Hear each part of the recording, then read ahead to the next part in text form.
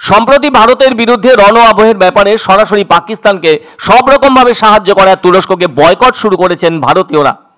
আর এবার বঙ্গের ফল বিক্রেতারাও ওই দেশের আপেল সহ অন্যান্য ফল আমদানি ও বিক্রিতে নিষেধাজ্ঞা জারি করায় দেশপ্রীতির ছবি আরো শক্তিশালী হলো।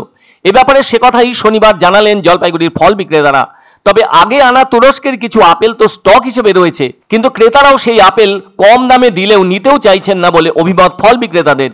ফলে ভারত জুড়ে তুরস্ক বয়কট চলছে আর দেশ জুড়ে তার গতিও বেড়েছে।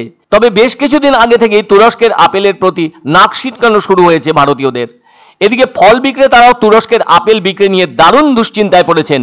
অন্যদিকে কেন্দ্রীয় সরকারের একটি তথ্য বলছে ভারত 40টি দেশ থেকে আপেল আমদানি করে থাকে, যার অন্যতম হলো তুরস্ক। 2023-24 অর্থবর্ষে তুরস্ক থেকে ভারতে আপেল এসেছিল প্রায় 1,60,000 মেট্রিক টন, যার পরিমাণ সর্বকালের মধ্যে সেরা। কিন্তু গত মাসে পাক উগ্রপন্থীদের পক্ষ থেকে পহেলগাঁওয়ে যে মর্মান্তিক ঘটনা ভারতীয় পর্যটকদের বিরুদ্ধে ঘটানো হয়েছে, ভারতীয় সেনারা তারই জবাব দিয়েছে পাকিস্তানকে। আর ওই সময়ে তুরস্ক পাকিস্তানকে সমর জাহাজ ও ড্রোন পাঠিয়ে এবং সেই সাথে সম্পূর্ণভাবে পাকিস্তানের প্রতি সমর্থন জানিয়েছে, যা ভারত সরকার সহ সমগ্র ভারতবাসী ভালো চোখে দেখেনি। যার প্রতিবাদ হিসেবে ভারতীয় পর্যটকরা তুরস্ক ভ্রমণ বাতিল করে দেশে ফিরে এসেছেন। আবার যারা তুরস্ক ভ্রমণ করবেন বলে অগ্রিম বুকিং করেছিলেন, তারাও সেই বুকিং বাতিল করেছেন। এর ফলে তুরস্কের পর্যটন ব্যবসায় 70% ক্ষতি হয়েছে। সেই ক্ষতি আরো বাড়বে বলে জানা গেছে। এছাড়াও ভারতে আসা তুরস্কের যাবতীয় জিনিস বয়কটের ডাক দিয়েছেন সাধারণ মানুষ, যার অন্যতম হলো তুরস্কের লাল টুকটুকে আপেল।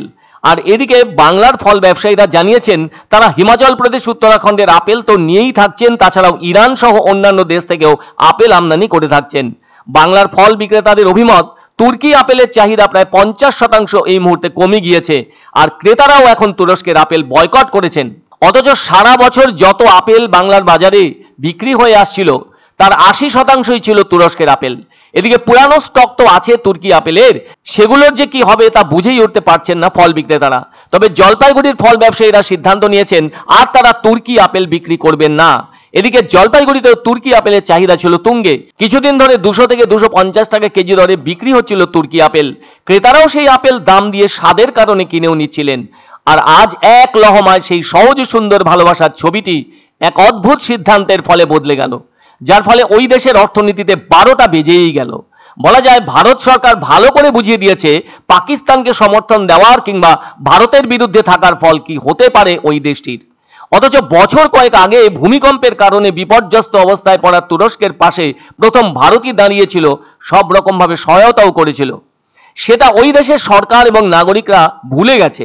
সেজন্য তারা ভারতের পাশে না থেকে পাকিস্তানকে সমর্থন করেছে। এটা বেইমানেরই সামিল হয়েছে বলে অভিমত ভারতীয়দের। তার রেশ দেখা গেল জলপাইগুড়ির ফল বিক্রেতাদের মধ্যেও। দেশপ্রীতির অনন্য উদাহরণ দেখা যাচ্ছে জলপাইগুড়িবাসীর এমন পদক্ষেপে। তুর্কির আপেল তো নিব না। আচ্ছা, কেন?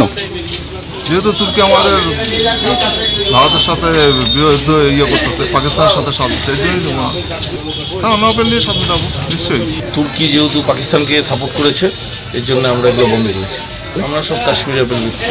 তুর্কির আপেল বেচলে যে বিশাল বেনিফিট ওরকম কোনো ব্যাপার নেই। কাশ্মীর আপেল বেচছি, ইউএসএর আপেল বেচছি আমরা।